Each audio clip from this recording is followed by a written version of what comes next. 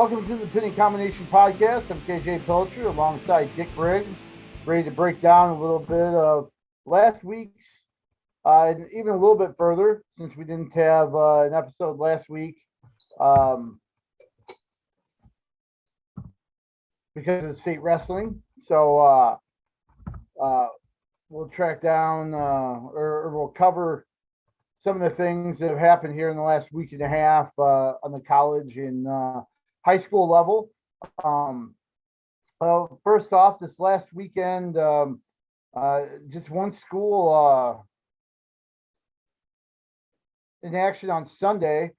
Number 2 Iowa wrestled at number 10 Nebraska, and Dick, it was came down to the very last match. Man, I didn't see that coming. Yeah, that was Right. an exciting, fun dual meet to watch, and I'm thinking Nebraska walked away, going, God, we were so darn close, but feeling good about what they did. And I was walking away going, dang it, it shouldn't have been that close, and maybe not feeling so good about it. So yeah, great meet.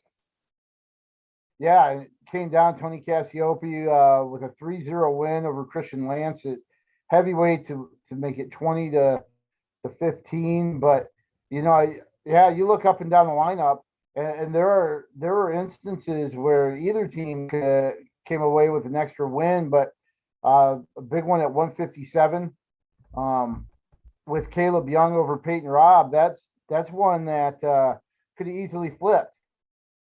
Right, that Young came out, as I recall, got taken down, and then was it second period? Rob tried a kind of a weak Granby, and Young did a great job of countering it and catching him on his back, if I remember right. And that was the turning point in that match. And that's what Caleb needs, I think. Is springboard him into the postseason here. So yeah, we're kind of burying the lead a little bit too. Drake Ayala returned to the lineup, came away with a victory there against Jeremiah Reno. What'd you take away with the way that Drake looked, how he looked? I thought he looked okay. I thought he did too, and I honestly, I think it probably won the meet for him. I don't know what the outcome would be with Ibarra and Reno, but at least we know what it was with Drake, and Right. that probably was the difference in the meet. Yeah, it ended up being the difference in the meet anyway. So it's good that they had him there, and he looked good. 13-6 win. He was wearing a shoulder brace, so that's.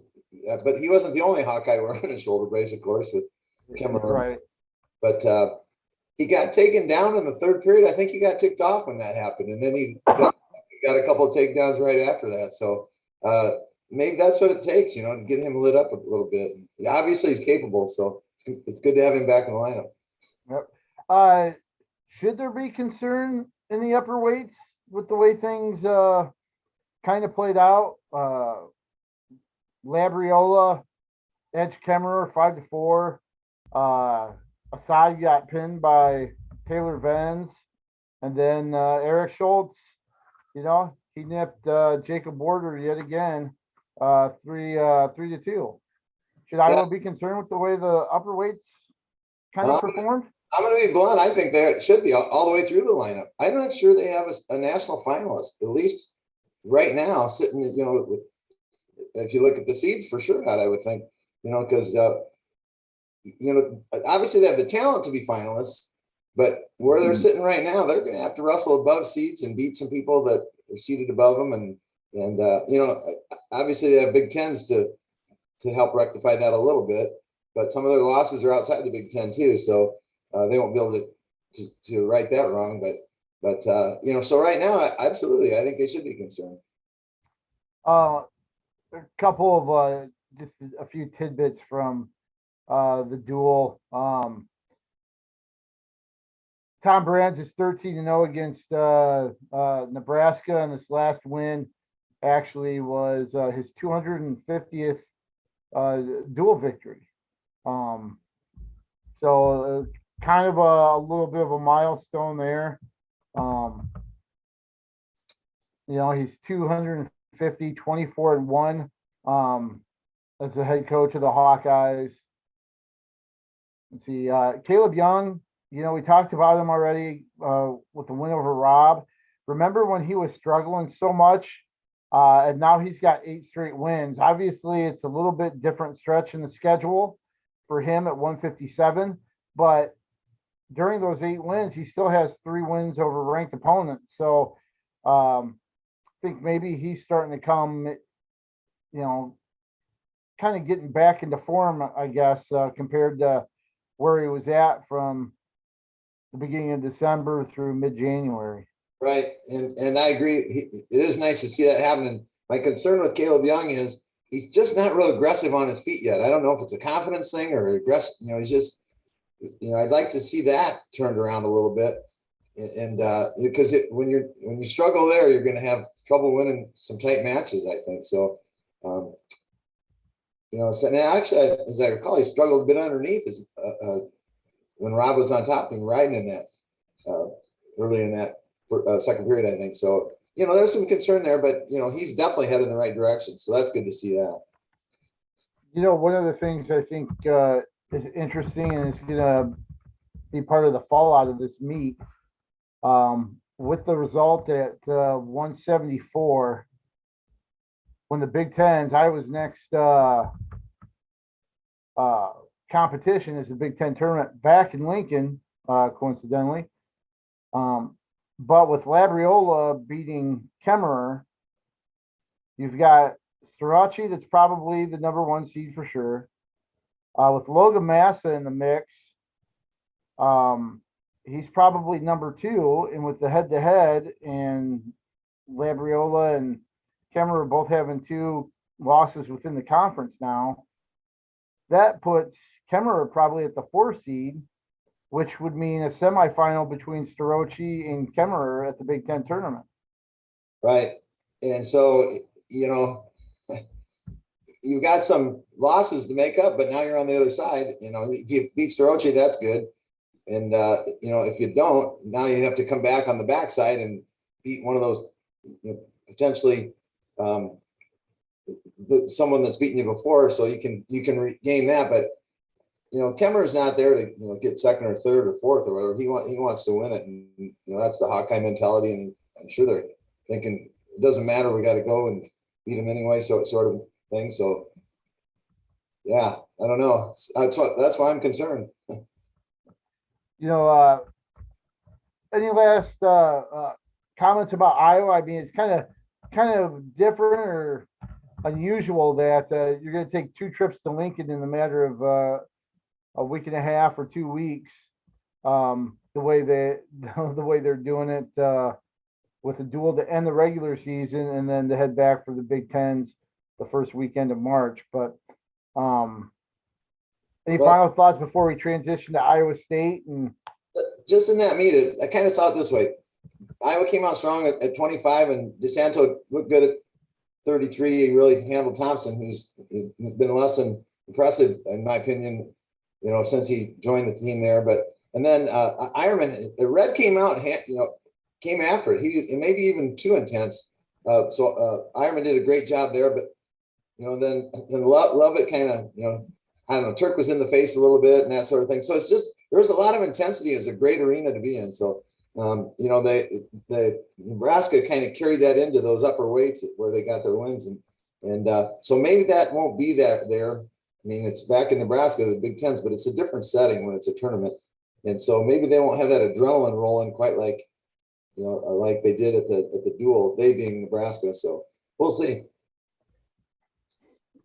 Well, let's switch gears to Iowa State. Coming off that big win against UNI, where they got major decision from Younger Vestida at 197, and then Sam Schuyler at a heavyweight was able to secure the dual win at the McLeod Center last Friday, or the Friday before last. Iowa State ended up finishing off perfect Big Ten dual schedule with a win against Nebraska. Pretty impressive season. And I think this is something that I think Cyclone fans have been waiting for, and Kevin Dresser's delivered, going 8-0 in the Big 12 and 13 straight. It dates back to the dual loss to Iowa. Right. And so 15-1, yeah, all the way back. So it's second in the nation, I think. Yeah. And Iowa State was ranked 5th and should be. They've had a great go of it. Nebraska, Missouri was ranked 9th going into the duel. And so you knew it was going to be a barn burner. And when you have those close, then it becomes a matchup thing. And you had a couple of upsets in that duel going each way. An upset going in terms of rank seeding or rankings, I guess. You had one, Marcus Coleman took a defeat and he's took a bit of a backward step there. So, he's been looking really strong, clear up to number 7 in the rankings. He lost to number 24, Jeremiah Kent, and 10-7. But so that was the one that went in Missouri's favor. They're thinking they're sitting pretty good, I think, going into 197. Well, Bastida takes number 13. Bastida takes number 6, Rocky Elam, who I think is a great wrestler, into a sudden victory and took him down as a great double leg and great finish on that. So, and then Schuler kept it close, didn't get the win, but kept it close, and that was enough to win 17-16. The thing with, I think for a few weeks we've kind of gone on and on about younger Bastida, but, the way he won that match too, he was down 4-0 with about a minute to go. And he stormed back to force sudden victory. And as you mentioned there, won it in the first 11 seconds or something like that.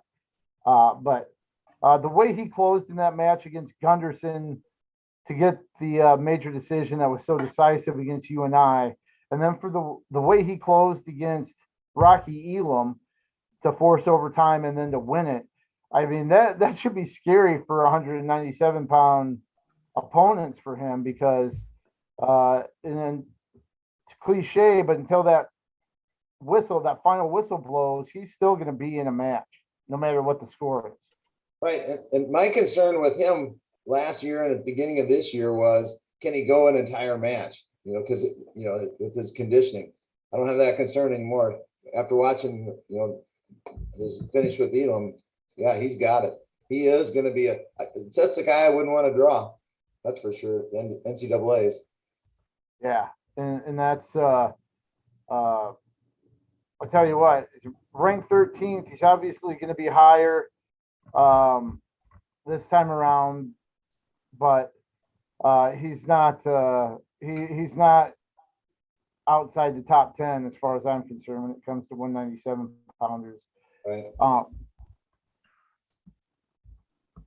I think it's a good sign for Iowa State that Ian Parker and Jarrett Dagan both are wrestling well. David Carr is just David Carr. He's probably, him and Spencer Lee, two of the guys that probably, and Gabriel Stevenson obviously are 3 guys that when they take the mat, you just expect them to win. And that's kind of where they're at.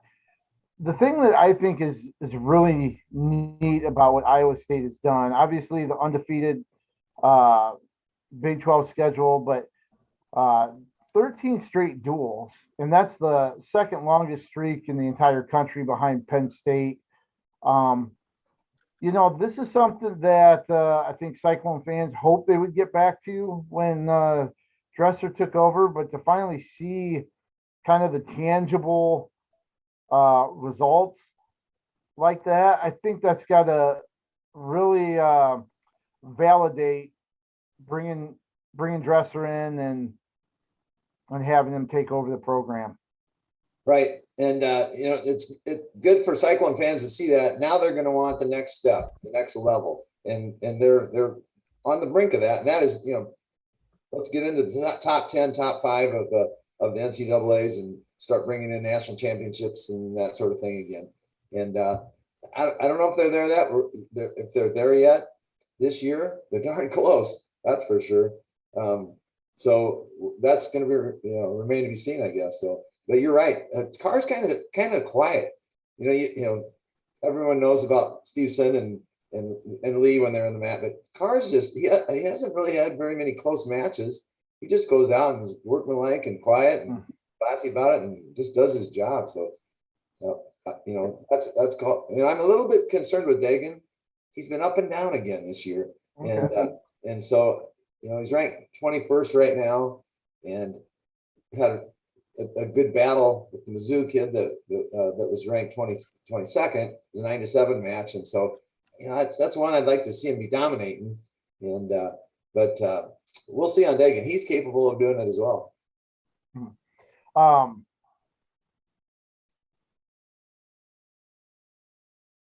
The interesting thing that you mentioned about the Cyclone fans are going to want to see the next best thing, right? Asked Kevin Dresser after the UNI duel about where they were at. They're in the top 5 dual rankings. They're essentially winning the Big 12 dual title, which we know there isn't one for some stupid reason. And he said, "Yeah, I didn't come here just to do that. I came here to be number 1. So we're not there yet, and we still have a lot of work to do." So, you hit the exact message that Kevin Dresser had after that UNI duel, and that will be the message until they contend for a team title. But they seem to be inching closer, and like you said, I see this before. Maybe at the beginning of the season, I thought, well, maybe 11, 12, right around there, like they've kind of hovered around the last couple of years. But the way, 41, 49, 57, the way Coleman has wrestled for most of the year, the way Younger Bastida has come on, I think this is a team that could finish 7, 8, 9. When it's all said and done. I would agree with you, and that's what I think their fan base is looking for. And so, right now they've had a great season, but everyone knows you kind of judge your season on what happens in the postseason. So here's the test, and that's what the kids are ready for it. That's what they work all their lives for. The coaches for sure. So it's fun time. It's go time. The Big 12 is not an easy tournament, so we'll see what happens there and make sure they get as many qualified as possible. Hopefully 10. Yeah, and you mentioned the Big 12 championships. They'll be at Tulsa, Oklahoma on March 5th and 6th. UNI will be there as well. UNI, on the other hand, I would think probably a little bit of a disappointing final duel against number 8 Wisconsin. UNI coming off the duel against Iowa State that, they're really, really close to coming out on top. But the Badgers come away with a 24-10 win. Kyle Biscaglia at 33, Lance Runyon at 74, and then Parker Keckeisen with a major decision at 184 were the lone winners for UNI. Yeah, without question, they have to be disappointed. It's kind of was it a midweek duel? Was it Wednesday? It was Thursday. Thursday. So yeah, Iowa State, Missouri was on Wednesday, and UNI, Wisconsin on Thursday, which both a little unusual. I thought so too. It's to turn around after their duel, but it's COVID time, so who knows? That's right. And take them whenever you can get them. Right. So that might be a factor.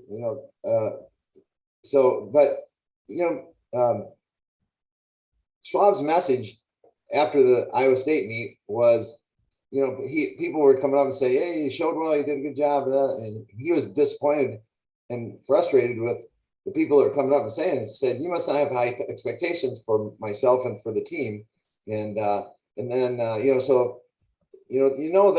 gunning. They're not satisfied with looking good and having it close and moral victories and things like that. So, but then to turn around and really, I think, kind of wrestle flat on on Thursday against, so that just, I know that was not, they were not happy up there at all. So that'll maybe get them hungry and working hard for Big 12s and nationals.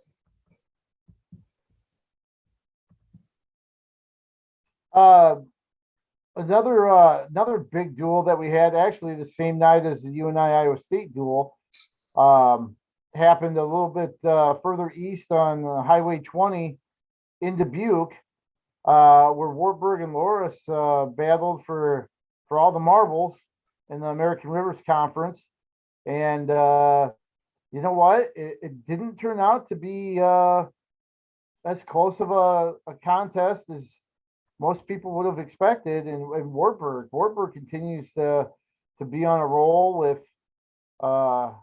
dominant wins over Augsburg, Co, and now Loras to seal that ARC title.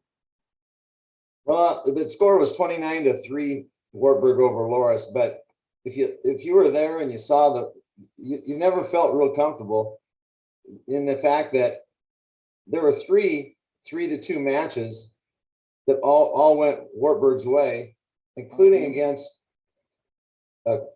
their number 2 ranked 49-pounder and their number 2 ranked 74-pounder, and then a couple of 4-2 matches. So it was a well contested. Both teams wrestled well. It's just that Wartburg found the way to win those matches. So if Wartburg's going to sit back on their laurels and say, hey, look at us, we're number one. They would jump from number 6 in the duels, NWCA duels rankings, to number 1. So now they're number 1 in both duels and tournament. And if they're going to be, sitting up there thinking they got it, then that could be trouble. I don't think they are, but and then, on the other hand, there's Loras, who really was pretty close, even though the score doesn't indicate it at all. They're going to be hungry. They're not going to like that. They're probably embarrassed, and they're going to try and make it a difference. I don't know that they have the tournament team that Wartburg does, or any other ones. I think they're ranked a little bit lower in the tournament, so maybe like 5th or 6th. But we'll see. And then don't forget Co. Yep. So that was a good meet up there. Yeah, this the Lower West Regional Qualifier. You're going to see a few guys that aren't going to finish in the top 3 that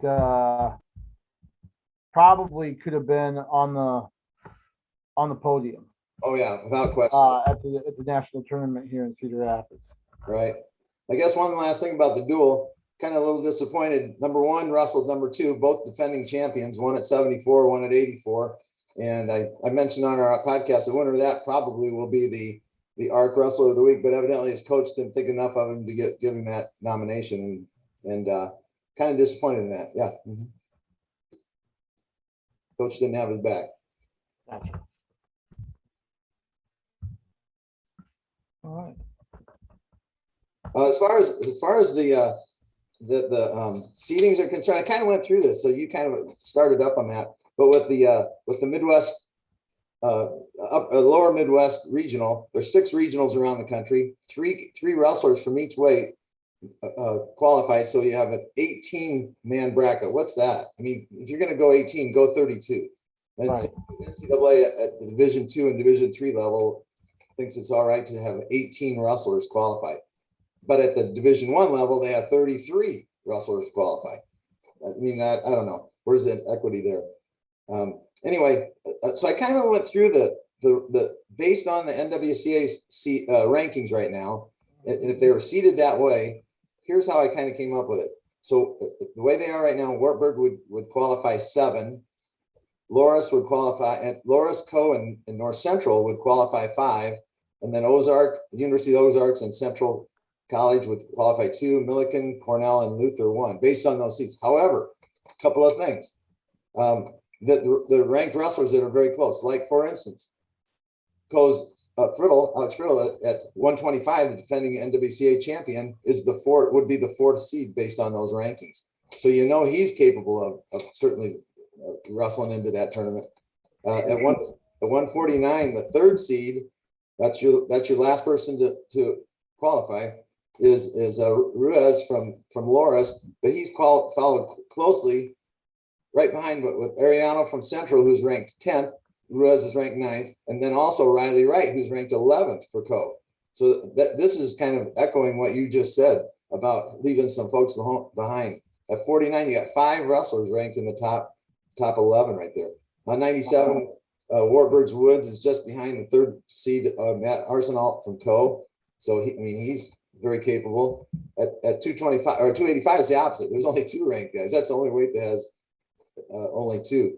And then Wartburg, I don't know what they're doing at 165. Sounds like they're bringing in Antoine Pugh that is joining the team in the last 10 days or so, and they're going to bump out their 65 pounders, and I don't understand that at all, and I don't agree with it. So. Yeah, because the 65 pounder was the Dallas Center Grimes kid, right? No, there were 2. It was Braxton Doble from Clear Lake, and then Matthew Doyle from Independence. That's right. Both of those guys were told to sit down for a guy that's been on the team for 10 days. Wow. Yep. Wow, that's something. Yeah, that would be tough to swallow if I was one of the wrestlers and even somebody stepping in. That's tough. So that action.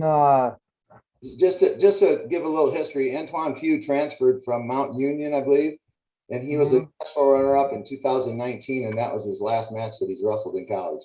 Okay, so it's been about 3 years since. Right, he joined the team he joined the school. He entered school, I believe, in summer school, and has been there evidently since summer school. So it's not like he joined late, but elected not to wrestle this year until the last 10 days or whatever. Gotcha. So that action will start this Friday at the Five Flight Center. Changed it to a Friday, Saturday instead of Saturday, Sunday. Does that matter at all? Say it again. They've changed it to Friday, Saturday instead of Saturday, Sunday competition. I don't think it'll matter at all. It's 2 days, and I don't see that as being a factor. Not really. So. Yeah.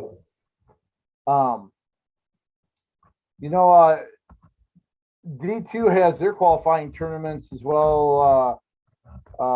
This weekend, Saturday, Upper Iowa will compete at Minnesota Moorhead to try to move on to the NCAA tournament at St. Louis a couple weeks later. So Upper Iowa will try to push through a few wrestlers to the NCAA tournament. They finished the regular season on a pretty good note, winning their last 5 duels. Might be a sign that Upper Iowa's poised for pretty good postseason. I don't have it in front of me, but I thought they lost their last one to Parkside, maybe. They beat Parkside 18-17. Oh, they beat Parkside. Okay. Yay, good. And so in that regional, it's a Super 5 regional up there in Moorhead, like you said. And in that, the teams that are there, number 2, St. Cloud, who has been number 1 for how many years now? They're probably rightly ranked at number 2. But in other words, they're a very, very great, good team. And then there's number 8 Parkside, number 11 Augustana, number 20 Minnesota Mankato, and then number 22 Southwest Minnesota State, and number 24 University of Mary. So you got 6 ranked teams of the 10 teams that are there, and so that they're gonna have their hands full. I was kind of looking, and based on rankings and that sort of thing, I think that the Upper Iowa's best opportunity to qualify would be at 133, Caden Anderlick, who will be the 4 seed. He'll have to pull an upset. And then Eric Fott at 149 was the 3rd seed. However, right behind him the 4 seed will be the wrestler that's ranked just below him. And then Chase Lunsman, probably their best chance at 157. He'll be seeded 2nd. So after that, they're going to have to wrestle tough. Grandview, just kind of rehashing some things. Grandview this last weekend, they won out at the I believe it was the Heartland of America Conference, Heart of America Conference. There, they won that. It was held in Oskaloosa. They're getting ready for the NAIA Nationals. That'll be held in Wichita, Kansas, March 4th and 5th. So the Grandview men will look forward to that. And then, of course, the junior college results. They had Nyack winning the regional, the Region 9 North Central District is what it is. They topped Iowa Central 125 to 122 in Centerville. I think you'll recognize some of the names, like Keaton Gertz came away with a title for Iowa Central.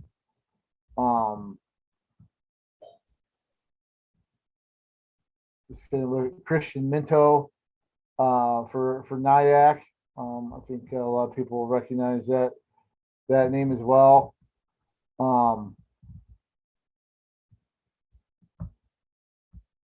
And Jordan Pryor for Iowa Central also won. So that's those junior college teams will be looking for or be getting ready for the national tournament. It's going to be held in Council Bluffs on March 4th and 5th for Iowa Central, Nyack, Southwestern Community College, and all of those at the I believe it's the Mid-American Center there in Council Bluffs on the 4th and 5th. So we're getting into crunch time here for all the college programs. Right. You brought up Grandview. They have a similar situation, as I'm told, at 125 that Warburg had at 165, where they had two wrestlers wrestling and competing. And as I understand, they're ranked 1 and 2 or something like that in the nation, but they have also a transfer coming in. So really? Rather than the coach decide just naming who's going to be wrestling, they actually had a wrestle out there. So they did what I would consider to be the fair way to resolve it.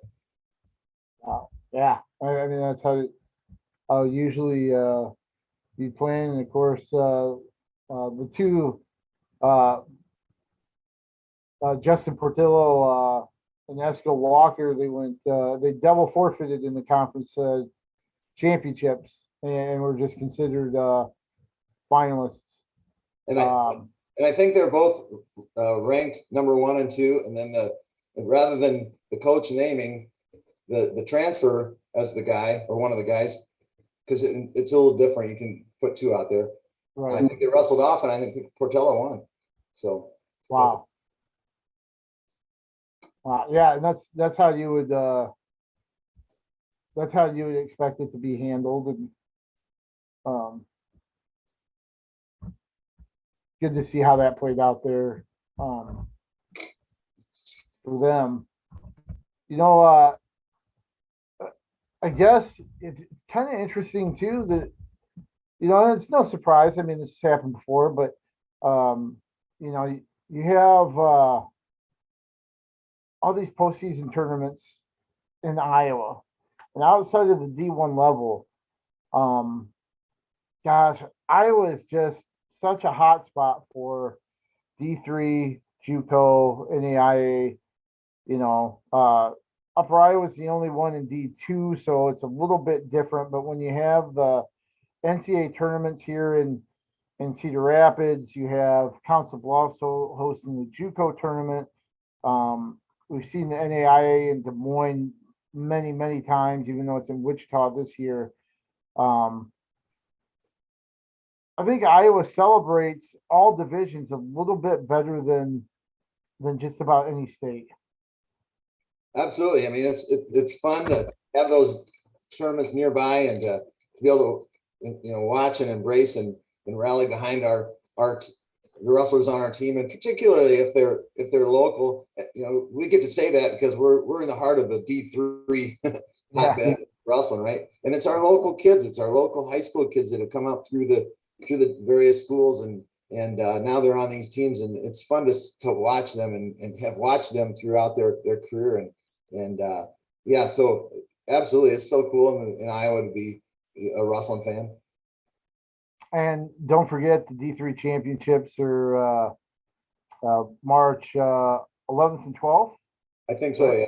Yep.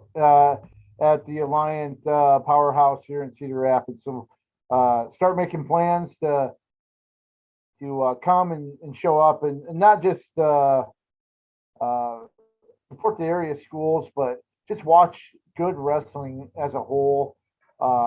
You'll have Augsburg, Wabash, Wisconsin Lacrosse, some of the Eastern teams making the trek over as well. So trust us, it'll be a treat if you show up to the Alliant Powerhouse in downtown Cedar Rapids and take in some of that competition the second weekend of March. So, and I'll go one step further to go echo exactly what you're saying, and then go do that with every sport, because the D3 athletes are there for the love of the sport. They're not there. They don't get any financial aid. They don't get any help. They don't have a future in professional basketball or football or whatever. They're doing it for the love of the sport, and to me, that makes it so much more fun. So anyway. Oh, for sure. Now we'll move into the high school arena now. Obviously, a little something big happened this last week down in Des Moines. The Iowa High School Athletic Association State Wrestling Championships were held. First off, the duels were held Wednesday, and then the traditional tournament went Thursday through Saturday, obviously with the tremendous the finals, which always that's the crown jewel of the season, obviously. But speaking of the duels, not a lot of surprise with how things kind of played out. Maybe in the final results a little bit. You had champions Waverly Shellrock in 3A. West Delaware won its fourth state dual title in a row, and then in 2A, and then Don Bosco in 1A. It just seemed like things kind of went to seed or went to plan a little bit for the dual teams. Right there, I don't think there were any. Maybe a fifth seed beating a fourth seed there. I think that happened once or twice, and that's it on the front side. And then on the back side, you never know, because they might be holding kids out or whatever. And I did talk to yesterday. I was roughing a middle school meet at Linn-Mar, and I talked to the coaching staff at Linn-Mar, and quite a few of them out there. And by the way, congratulations to that coaching staff, state coaches of the year, 3A coaches of the year, and very well deserving. But they mentioned we could have done some shifting around, maybe moved the Noctiborns up or whatever, but it would have created a tough battle with those kids, and they didn't want to do that the day before the individual state tournament. So something might have changed there, and they understood that what the situation was, and was looking out for the individual rather than the team, and that they might, and that would have been maybe on that third and fourth place dual meet. And so who it does, I know it sounds bad, but between third and fourth, you're right there, and does it really matter when the individual is the next day, sort of thing. So right, and with that being the last round of the night, that's it. I'm sure if it was the difference between a state title and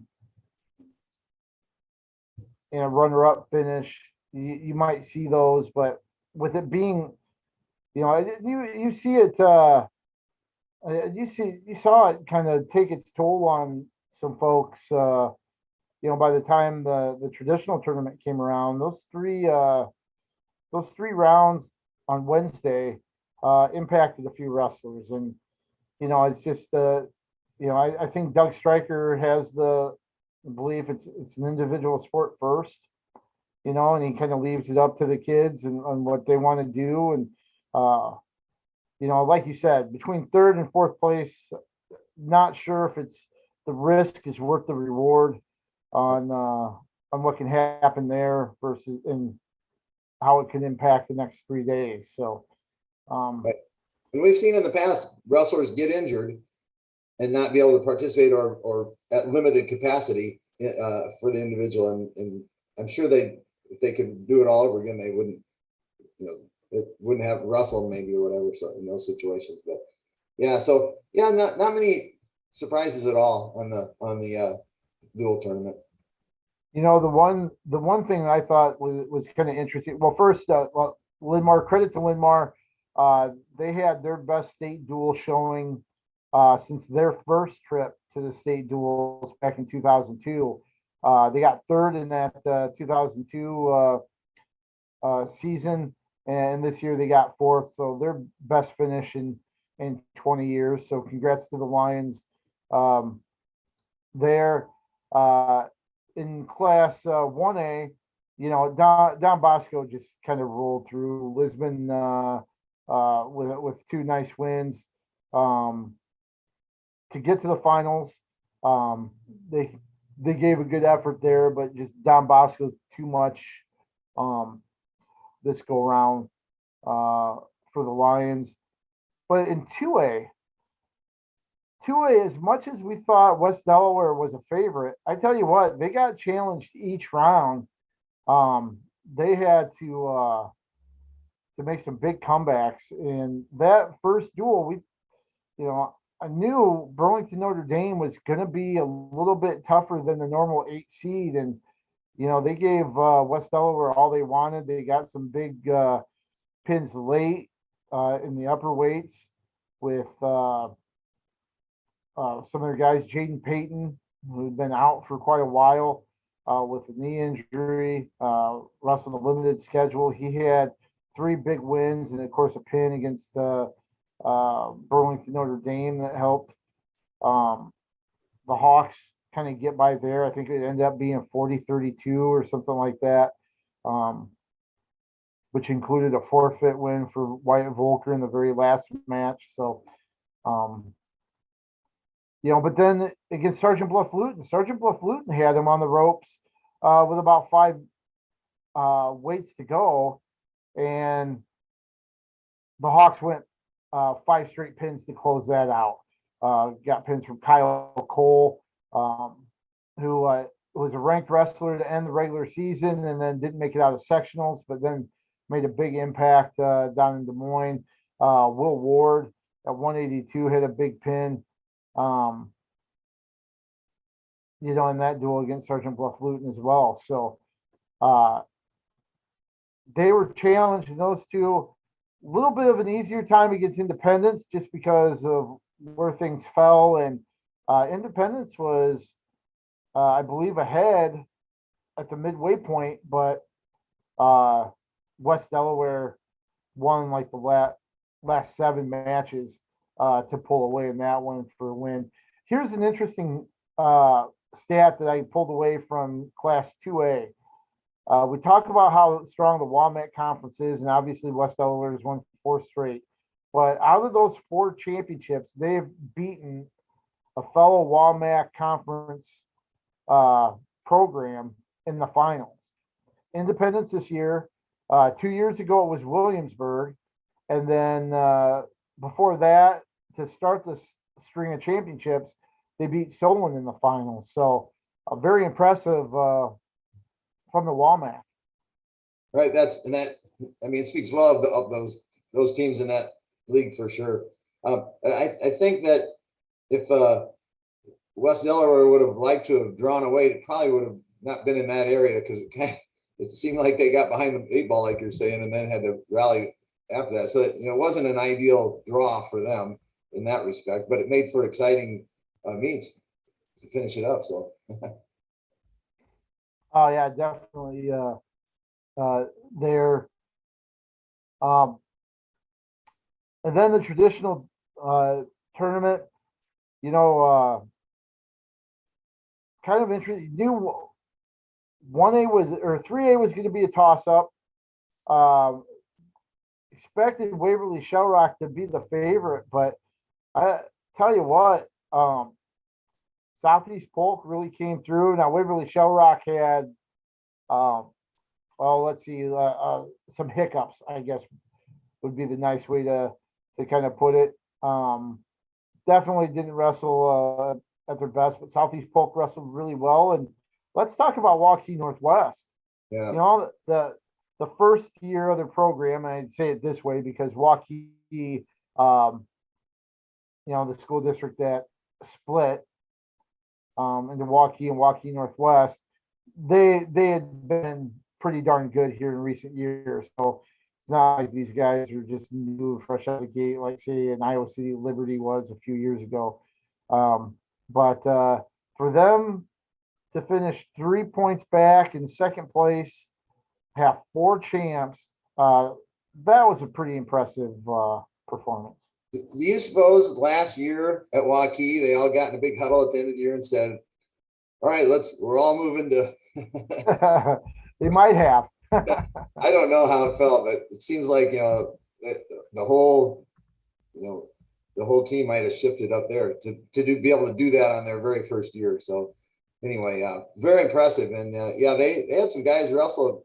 I mean, you brought up Waverly Shell Rock. Waverly Shell Rock had their hammers did the job, and then but they had those others that didn't quite maybe wrestle to the level or to the metal that they thought they might. So so that's one thing there. But I think Waukee Northwest did have that happen. Maybe wrestle above, and so that's the difference right there. And they made it close against Southeast Polk, a 3-point difference. So that was fun. Yeah, I asked you to kind of try to come up with a team that maybe was a surprise team. In 3A, who did you kind of have? What team kind of surprised you or impressed you? If it's different than one of the ones that we mentioned. Well, in 3A, it was Waukee Northwest that we just spoke of. That was mine. I thought Iowa City West had a great state as well. We knew they had the hammers, but they really wrestled pretty well. And obviously the big disappointment in the finals, but to finish fourth, and I don't know that they were ranked that high. I think maybe more like 7th or 8th or somewhere in there. And so both those teams to me, but Waukee Northwest, I mean, the first year of the program, that's crazy. Yeah, and to have 4 champs, that was impressive. I know they lost by 3, and it was kind of out of their hands even by the time they had their last 2 finalists. But for them to pull up close, I thought that was pretty good. Iowa City West was a big one for me. You kind of had that core group of guys there in the middle of the lineup going from Grant Odell at 138 all the way to Justin Avila at 170, who made the award stand, I believe got 4th. And he did it at 170, weighing in at 153 on the last day of the tournament. I thought it was pretty impressive. He had to go all the way up there to actually find a spot because you had Odell at 38, you had his brother Robert at 45, and you had Garvin, who finished off his 3 state titles at 52, and then Kyler Scranton, who made the award stand for the first time in his 4 appearances at state. So I thought they really came together pretty well. And those guys wrestled about as well as they could, except for just kind of that disappointing finals at the finals match at 145, where Ryder Downey became the second wrestler to deny somebody a fourth title in the finals, and we'll touch on that here in a second. But Iowa City High also, I thought, wrestled pretty good with finishing ninth overall. You had Ben Keeter, who just was absolutely dominant. I mean, it's sounds like a broken record, but it's a man amongst boys. Well, when he's out there, I mean, that's just how dominant he is. Good tournaments from Cale Seaton and Cale Kurtz as well, and they're all back. So I think between Waukee Northwest, Iowa City West, and City High, I think those were three not necessarily surprise performances, but performances that I thought were impressive. As far as individuals go, I guess the first one to talk about at 145, Ryder Downey from Indianola. Played spoiler. Not only did he beat Joel Jezeroga in the semifinals, even though it came out later that Jezeroga had pneumonia and ended up kind of defaulting out, but he came from behind there. And then he turns around and beats Avila just the second time somebody going for a fourth title, lost in the finals. Of course, that was a couple of years ago where Aiden Noonan of Cascade beat Adam Allard. One interesting tidbit that ties the two matches together: the referee for both of those matches were somebody going for a fourth title, lost, Eric Eckerman.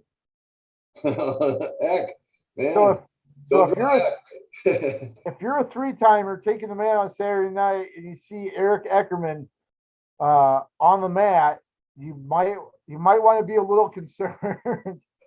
But obviously one of the top officials, they get matches, assigned matches like that. So that's the coincidence. But Ryder Downey, what a performance from him. He was down 5-0 after getting placed on his back in the first period, comes back, gets 2 tilts in the third period to force overtime, and then gets an escape and a ride out in tiebreakers to win 6-5. Just an absolute great performance from him to come away with a win in a bracket that was filled with state champs, and he was kind of on the outside, maybe looking in as a state finalist previously. Right. And so for my outstanding wrestler, the easy choice is Ben Keeter, who and Hunter Garvin. I think those are the two easy choices, but they weren't my choice. So Keeter, who kind of cleared out the bracket just by being there, guys going up and down to get away from him. And anyway, so my choice was Ryder Downey also. And I'm going to add one more match that you've already mentioned, or that you have not mentioned, that he had. He beat Diaz from Waverly Shell Rock, who ended up 40-4 in his quarterfinal match. Diaz ended up third in that bracket. So he beat a Waverly Shell Rock, a Southeast Polk, and an Iowa City West, potential 4-timer in his quest to that title. And so to me, that's it. I mean, like you said, it came from behind, and there was a point in that overtime match where it looked to me like it could have been a locked hands. It was not called, and so that was just there. And so some might say that, but it wasn't. He got the win, and boy, that Downey family. I remember his dad Jared was a great wrestler as well. So they battle. Yeah, I mean, kudos to him. He ran the gauntlet. I mean, those are. I'm not sure how many state titles they're all they got. I think maybe 6 or 7 between the 3 wrestlers he beat in the last 3 rounds to come on top of that 145-pound bracket was just loaded. And to see, even Dustin Boren of Bendorf, who was a returning state champ, get 5th. Yeah. That tells you a little bit about how deep that bracket was, and Downey. Yeah. And Diaz tonight history. And Diaz is a freshman, right? So he could add to that total as well. So Correct. Iowa City West did come through the very next match. Hunter Garvin with a fall, kind of a little unusual fall there at 152. It was a tight match. It was like 1-1. Garvin hit a double, put Carter Martinson and Southeast Polk on his back, and I don't think it was actually awarded a takedown. But Garvin ended up kind of, after he drove through, caught Martinson on his back. Martinson failed to bail out of the position, and Garvin was able to hold him and get the pin call. His third title in 4 finals appearances, capped his career with a 48-0 season. Just a heck of a way to end a stellar career. man, he's been so dominant and so fun to watch this season and the last few. But that was a pretty unique, actually, a neutral fall, I guess. I don't know if you should have ordered it first, the takedown. I don't know that it was there, so it was the right call. So I guess a neutral fall, we'll call it. Yep. One thing I'll say about Hunter Garvin before we can kind of move on. I don't know if there's ever been a more mild-mannered person off the mat. Somebody that, I mean, he's so anchored in his faith and so nice in his demeanor off the mat, and be so dominant on in competition. And I know there are a lot of wrestlers that have that kind of duality, but I tell you what, I think Hunter Garvin kind of takes a cake. I think Stanford's got a good one. Yeah, isn't that fun to see that and rewarding? For us, it's just that's really cool. And I echoed what you said. He's a great guy to cover and to watch and root for. And Tate Knockaborn comes away with his second title. He'd be a 3-timer if it wasn't for Ben Keeter. The thing that impressed me probably the most about Knockaborn, and really probably doesn't surprise me at all, just because he's been this way most of the year, if not all of it. The way he absolutely throttled his last 2 opponents. Yeah. I say this, and this is like ideally, right? So it's supposed to be the 2 toughest matches of the year, is state semifinals and state finals, technically. Sometimes it doesn't turn out that way, even with the way the tournament's seeded now.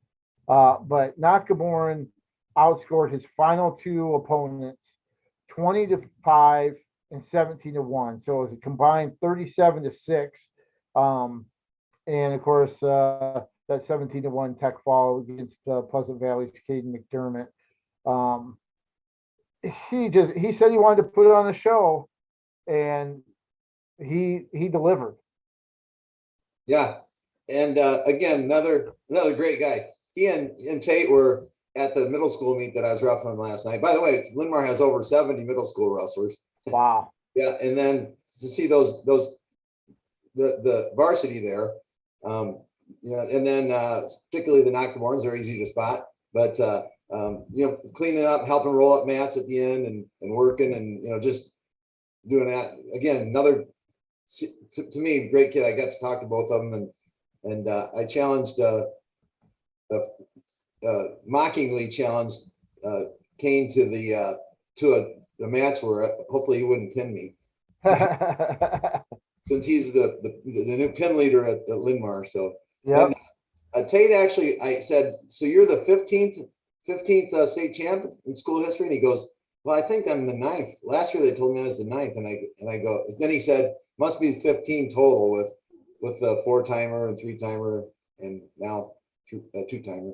That's right. That's right. 9 wrestlers to combine for 15 titles. There you go. Out there, and just the third one to win multiple titles, joining Jay Borschel, who won 4, and 3-timer Matt McDonough. So pretty good company to keep joining those two. And he's not done. Um, Actually, Linmar only graduates one senior, Luke Gaffney, I believe, is so they're going to be a force next year. That's right. That's right. They've got 4 of those 5 ranked wrestlers back. They have another medalist back in Malik DeBow at 106, who finished 7th. Braden Park at 126, Kane Nakamura at 32, Grant Kress at 45 were place winners as well. And the thing that stands out, I'll say this really quick about Linmar. They went unbeaten on Saturday, and that is tough. That is so tough because, one, when you're wrestling for 7th and 8th place, you know that is kind of a tough match to get out for, right? You're on the podium, but that's you only get one match on Saturday, and it's tough to get out for. The guys that are in the consolation semifinals, both Park and Nakaborn lost tough, kind of heartbreaking semifinals. So you're this close to the finals, and then now you're coming back, and sometimes that can be really, really tough to get back into it mentally. And you're sore physically, and they ran the table on Saturday. Those two came back and got 3rd. Really impressed with the way Linmar finished out. I'm sure they're probably not necessarily thrilled with 7th. They expected maybe to be a little higher, but still a really good showing. And like you said, they've got a great core of kids coming back next year. You mentioned the youth and the numbers at the lower levels that will be coming up here in the future. So Linmar's not going anywhere. Right. And I asked how many of those 70 plus kids were females, and I think it was around 13. I was told exactly now. I just forgot. So it was a good start there with their drill program. So yeah, it'll be fun to watch how all these programs really begin to blossom as far as the girls teams growing as well. In Class 2A, you know what? Predictions always prove how much you don't know. But Burlington Notre Dame, I tell you what, if you didn't think they would be in this position, not necessarily saying that they would, but they had the opportunity, you're kind of fooling yourself. And here they come away with this was a team that you thought could be tough. We mentioned how they gave West Delaware all they wanted in the dual tournament, but credit Notre Dame. They have just taken care of business. They've really they put together a salty lineup, and they come away with a half-point victory over Osage when it was all said and done for the school's first title.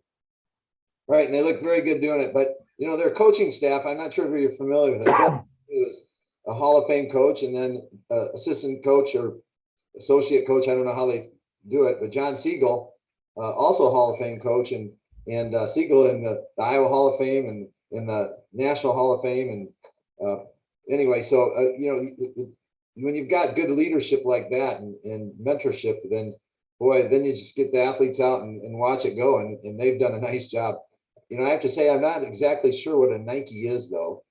I'm not sure either.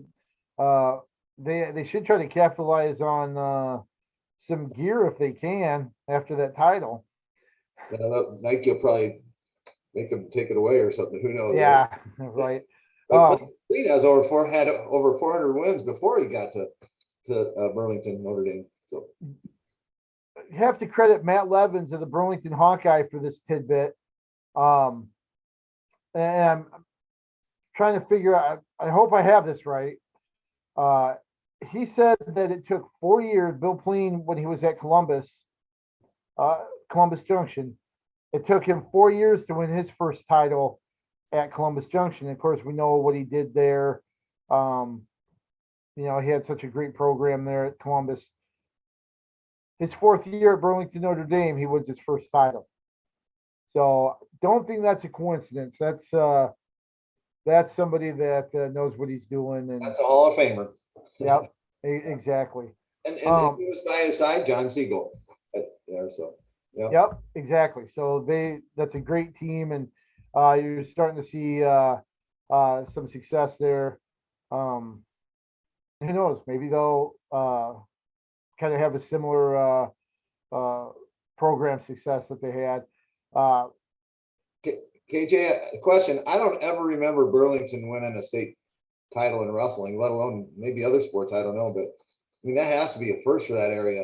And yeah, so definitely a first for Burlington Notre Dame. I haven't checked.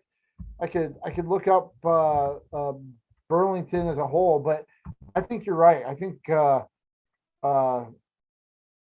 far as wrestling goes, that's got to be a first. Yeah, maybe not even a trophy through the years. I don't remember. That's pretty impressive. Some individuals really kind of stood out throughout the tournament, especially in our area. Gabe Sanders at 152 won Vinton Schellsburg's first state title. A big moment for that program. The Vikings hadn't had a title. They had 2 finalists in Cooper Sanders at 45, and then Gabe Sanders. He came away with a 5-3 win over Garrett Seba of Clearing Goldfield Dows to finish 25-0. So great feat there for Gabe Sanders to become the school's first champion. Benton Community, not too far away from the Vikings, from Vinton Schellsburg, had a champ at 126, and Jaden Moore. He beat Matthew Beam of Glenwood 5-4. He became the first Benton Community state champion since Terry Schmucker won in 1984 and 1985. So that ends a really long drought for them. And then at 195, Wyatt Volker closes things out for West Delaware.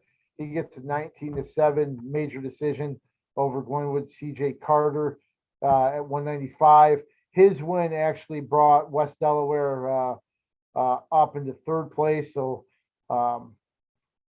West Delaware still, even though it wasn't a title trophy again, it was still ended the weekend with a team trophy taken back to Manchester. So really good performances there. Gage Marty of Solon was 2nd. Lost a tough one in the finals. We mentioned Cooper Sanders joined his brother in the final. Logan Arp of South Tama was a runner-up to Carter Fausick, who became one of 2 4-timers. We mentioned Robert Avila being denied by Ryder Downey in 3A, but Carter Fausick of Crestwood closed off his career with his 4th title, winning the 138-pound championship, and joined Marcel Lopez in 1A from New London, who won the 126-pound title. The 2, I believe, become I think the 30th and 31st 4-time champions in Iowa history. Right, and you mentioned that Benton Community and Benton are close in the same county, right? Benton County. Yep. And so it must be a county of first. Obviously, Gabe, as you said, was their first state champion, but Jade Moore was Coach Jake Voss's first state champion. So kind of neat there that they both did first in their own schools. Yep. And speaking of Jake Voss, he coached the champion in Moore at 126. Jeff Voss His father is former coach at West Delaware, and Wyatt Volker's coach, coached the state champion as well. And I'm trying to figure out. I know for one for sure, the Dyers, Bob Dyer from Glenwood, Matt Dyer, who wrestled at Glenwood and then ended up coaching at Underwood. They both coached state champions in the same year. It was Kirk Artist for Glenwood in 2007, and then Cody Koenig of Underwood that Matt coached that same year. I thought maybe the Mashicks had done it. Tom and Dan Mashick had done it. Actually, the year that Tom coached Joe Hans to a title at the Wise Muscatine, Don Bosco did not have a champion that year. I think they both had finalists, but so of course the association doesn't have records of father-son combos who have coached state titleists in the same year. You mentioned a couple names, maybe the Christiansens or maybe the Pickfords. There are quite a few out there, but on record we know there's at least two. But definitely kind of a neat special accomplishment for them. Right. And I think the Christiansens are a better possibility because I think Mike Pickford coached in Pekin, Illinois. So that I was not on task there. But with Christiansens, I go back to maybe when Mosa Fay won his title up in Anamosa, and then check see if Jason had a state champ that year as well. So okay, that might be that's the best I can come up with off the top of my head. So sure. In Class 2A, I'll go first as far as teams go. I think a couple really kind of stand out to me. Obviously, Notre Dame, right? Coming through and winning the team title and beating Osage by a half a point. That's got to be number one. Two, I got to go with Vinton Schellsburg. Vinton Schellsburg ended up finishing fifth. For the life of me, I can't remember the last time, if ever, Vinton Schellsburg has been a top five team. Maybe in the 70s or something like that. I don't know for sure, but I tell you what, they were a 145-pound title away from even climbing up to fourth. They were only 4 points back of Sergeant Bluff Luton there. You had the two finalists in the Sanders brothers. You had Brady Ortner that had a great tournament and got third, his third medal of his career. Hats off to the Vikings in what they were able to accomplish. Right. So my choice, just going to echo exactly with what you said, and then I'll add one other. That is, Notre Dame. We talked about them already. And then Vinton, absolutely. That's my thoughts exactly. So I'm going to add this. I'm going to say the maybe a little bit. I don't know if there's much of a surprise, but I just thought Indy did a nice job in the state duels, not in the state. Now I'm kind of shifting on you, but it's all right. My other two, so I had to quickly come up with them. So I'm going to go Indy in the state duels. That's great. The awesome thing about independence, especially this season, that I think maybe a lot of people overlook the team aspect. They finished second in the state duels. They only had 3 qualifiers, and I don't think they had a place winner. Now they had some bad luck. Isaiah Weber, their 3-time finalist, injured, I believe, had a rib injury in the opening match, had to default out of the tournament. So some bad luck there, or else they would probably have 1 or 2 guys on the podium. But you talk about a total team effort. That's what you got out of Indy.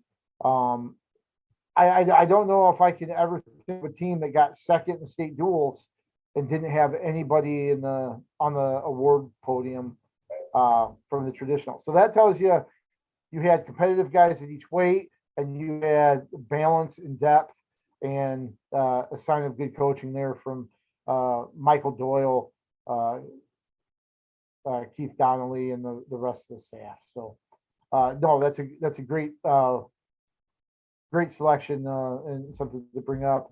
As far as kind of OW or most impressive wrestler or something like that, or champion in 2A, who do you lean towards? I tried to, I mean, I tried to find someone that could rival Wyatt Volker. And the best I could come up with was Nick Fox of Osage, but I got to go with Wyatt Volker. I mean, he was so impressive. 2 pins, technical fall, and a major in the finals, and wasn't close. So Volker gets my pick. Volker for me as well.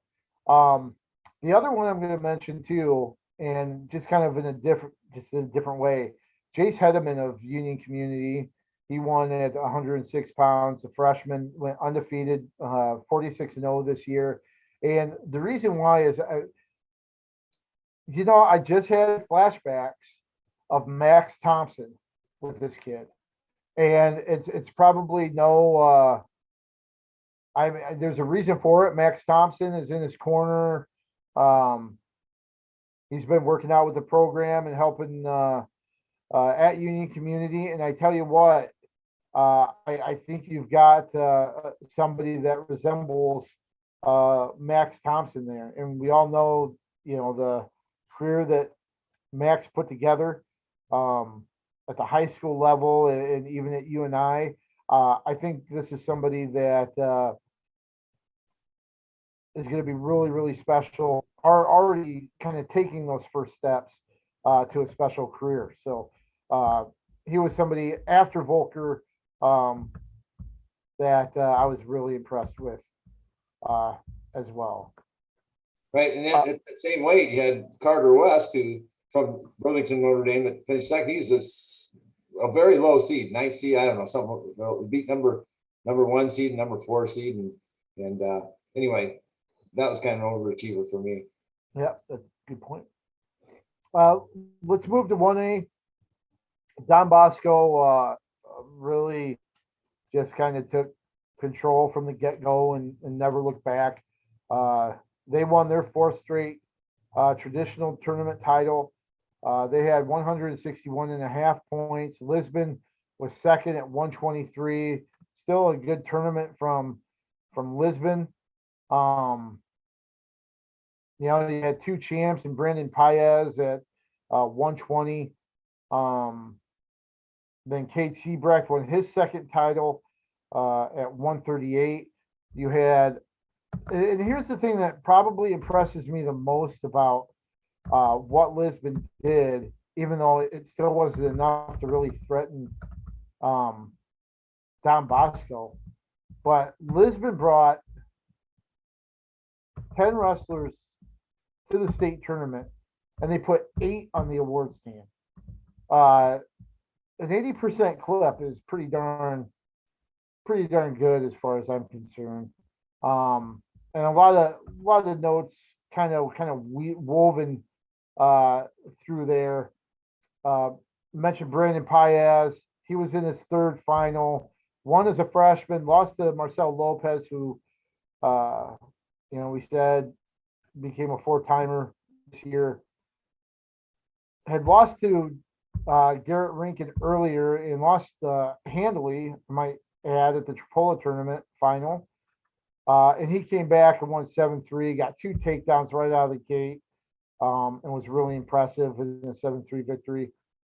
Then at 126, Quincy Happel. He got 4th. But the first time that he made the award stand at the state tournament, his brothers, Carter and Kale, were 4-time champs. Happel been there and hadn't even gotten a medal, and it was so cool to watch him win quarterfinal match. He was met by his dad Dean afterwards when he secured that top 6 finish. He almost kind of exhaled on his way to the scores table to kind of sign the bout sheet.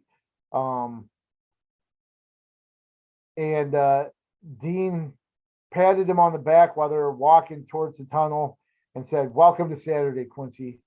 That was a pretty neat moment there. Yeah, that's probably a big relief for both of them. For sure, for sure. And then at 132, got to give props to Tiernan Boots. There, he finished fifth at 132, kind of nestled right there amongst those uh,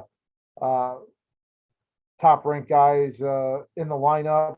Got to make up for an unfortunate omission from Sunday's paper, but Tiernan Boots won his final match, beat Elliot Cooney of Nottoway Valley 10-4.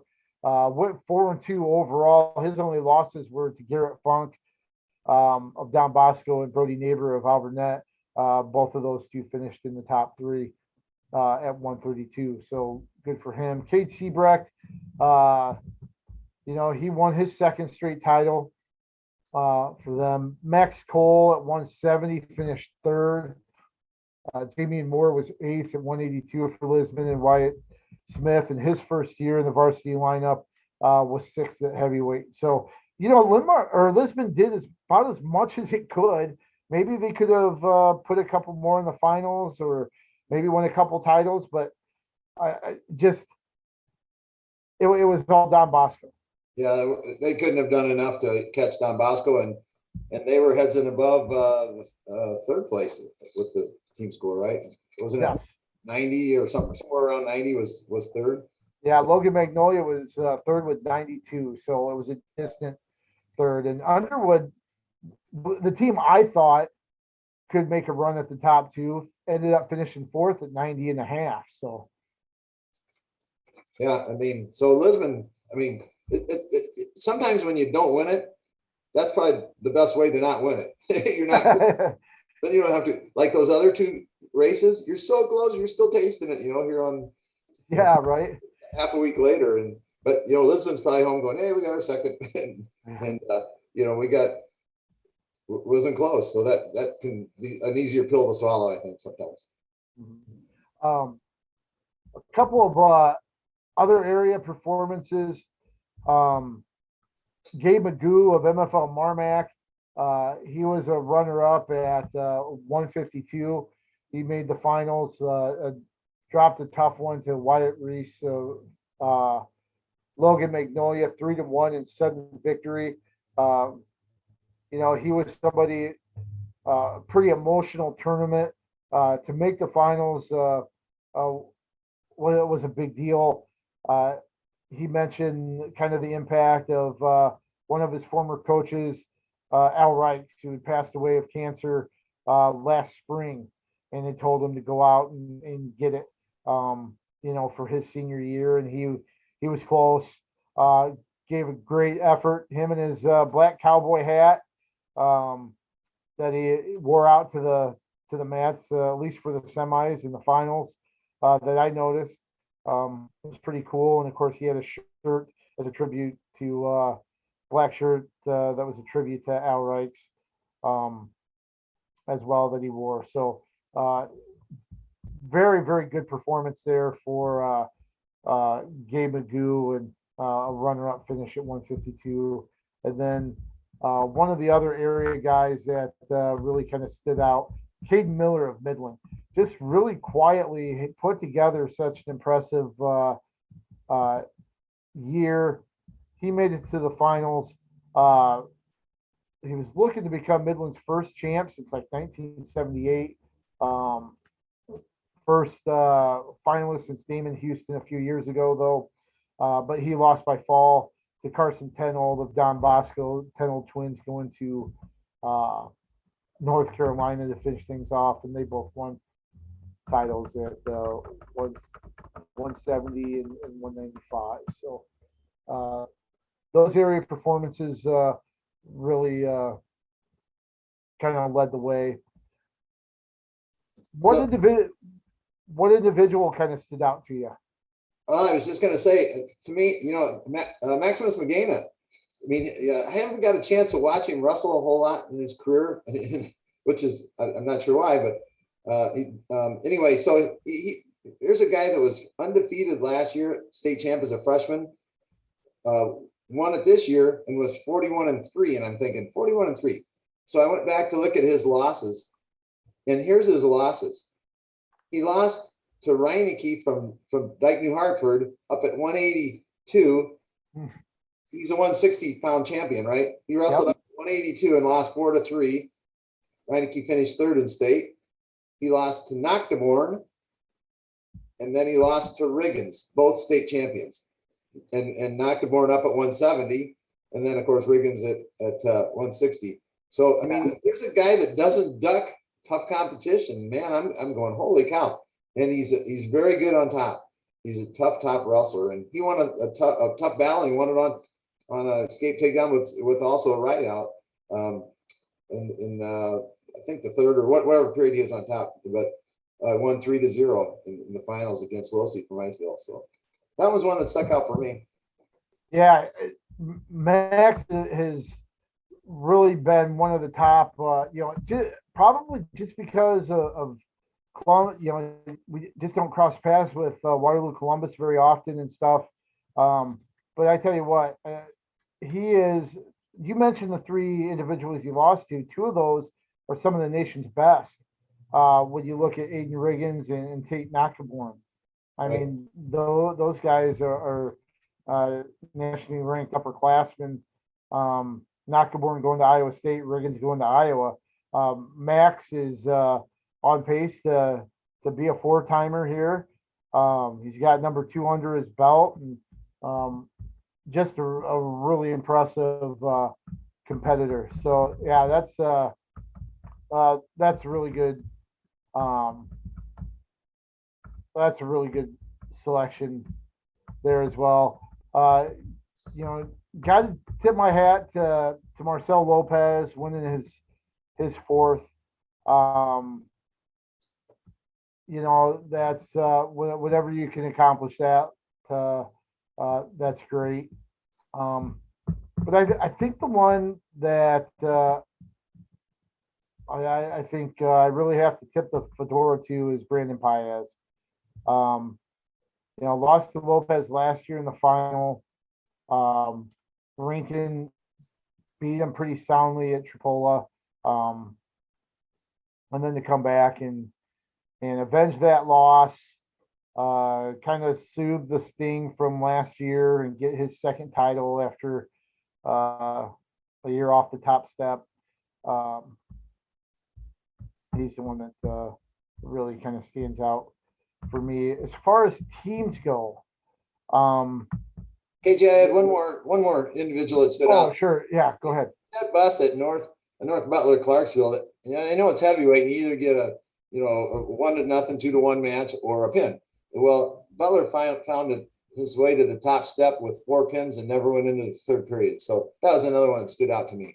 Yeah, very dominant, and that's going to be a great.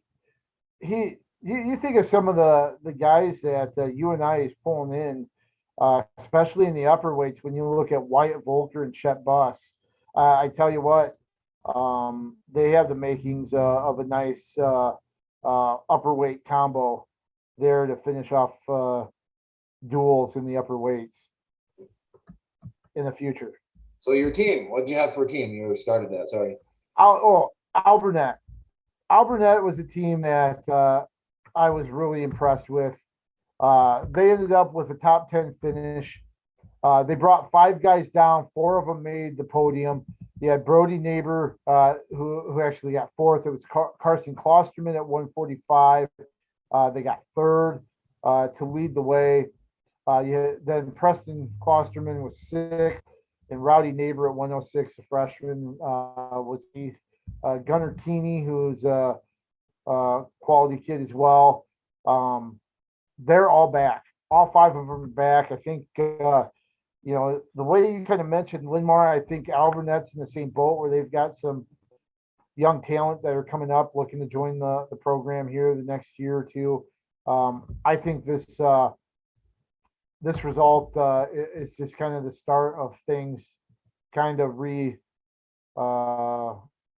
resurrecting a little bit at Alburnett or kind of growing again. And like I mentioned, they finished 9th. this is going to seem odd too, but another team that caught my eye and kind of stood out just because of the circumstances kind of around the program was North Tama. North Tama finished 22nd overall with 25 points, right? It doesn't sound like a big deal or anything. But consider the fact that this is their fourth year with their solo program. Before they had shared with Gladbrook Rhinebeck for like 25 years. Um, and a lot of their previous place winners during that consolidation were from the Gladbrook Rhinebeck side. This year, uh, North Tama had 3 state qualifiers. They had 2 state medalists, and it's the first state medalist from North Tama and the Trayer side of things since Andrew Knack in 2001, I think it was. So over 20 years, uh, that town, that program hadn't had a medalist. In their fourth year of the program, Knack took it over 4 years ago. He used to wrestle at War. He was a 2-time All-American at Wartburg, I believe. Helped coach at Cornell under Mike DeRoe. Went back to his alma mater. Offered to take over the program, but kind of insist, hey, it needs to be our own. And I think they had to battle a little bit to get that okay. They ended the sharing agreement with Gladbrook Rhinebeck. They became North Tama again. And here, just 4 years after that, Trayer has a couple medalists and 3 qualifiers, and 2 of them are back. So I thought that was pretty cool and a nice accomplishment there for North Tama. So I'm going to have to share that story with my 95-year-old father, who's soon to be 96, because he's a native of Trayer. And really, it was not North Tama then; it was Trayer when he went to school years and years ago. And anyway, so he'll be happy to hear that. That's a neat story. Yeah, and Andrew, I'm not sure the name of the bar in downtown Trayer, or Main Street Trayer, whatever it is. But they apparently got track wrestling, flow wrestling, and put the state tournament feeds up on the bar for people on the TV screens in the bar for the townspeople to come down and watch the wrestlers if they weren't able to make it to Des Moines. So I thought that was awesome and just another sign of the community getting behind it. Right. I have no idea. I used to be there on the way to UNI before 380 was built. So sure. Anyway, but they have their outdoor spiral staircase, the wind up in Trayer that led to their Star Clipper. The Trayer Star Clipper was their newspaper there, KJ. So really? Wow. Little media history there. So my overachieving team, I figured you were going to pick Albernet, so I was looking a different direction. Mm-hmm. And so I went with Nashua Plainfield, who finished 6th, and they weren't even ranked in the top 10. So that was a nice finish by them. So sure. Tried to go and that's one you knew they had a couple good individuals, but wasn't sure or didn't know if they'd have quite the overall team to do something like that. So yeah, a good accomplishment for them. And I love watching Al Frost in the corner.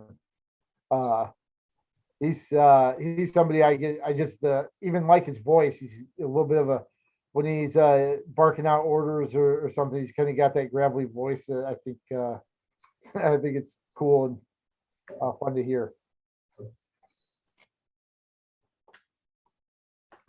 Any other parting shots about state wrestling this week? Man, there's a lot of wrestling. It's so fun, and it's like you're deflated now that it's over. And I know I'm going to say this because I know what you have to go through and how much it's an entire.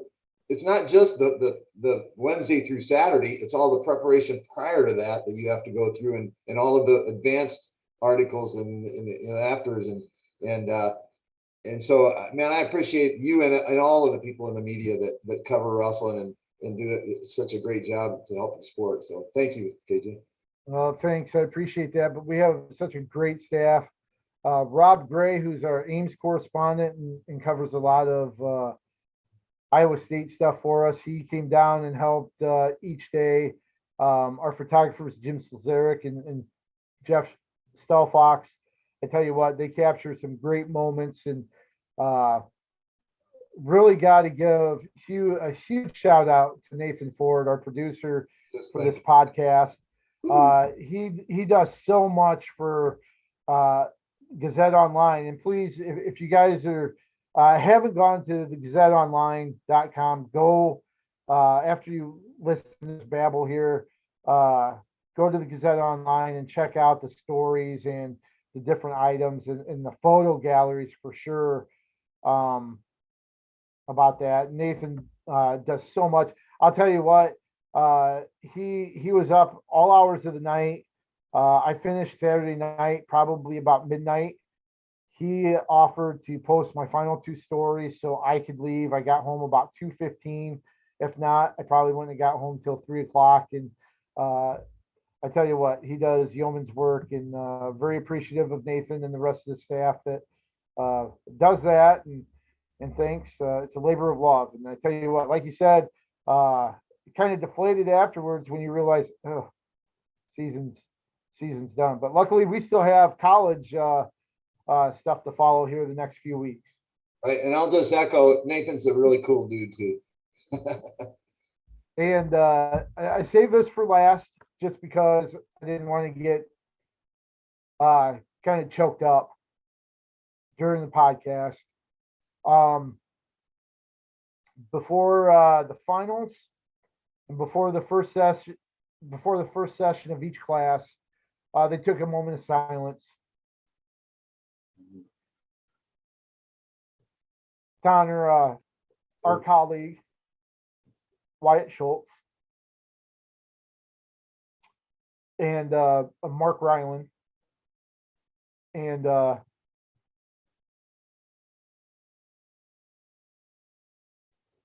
KJ, it was very different not having Wyatt down there, but it just kind of joy seeing his poster still on your wall back there and him still being with us, even though physically he's not with us. And KJ, do you know, is that a tribute posted online that folks could go watch if they weren't in attendance? You know what? I'll have to check with Louis Curtis. I'm not sure if it's actually posted online or not. Might be on YouTube or something. Okay. Yeah. We'll have to see if we can't get our hands on it and get it for everybody to see. But I thought it was very deserving.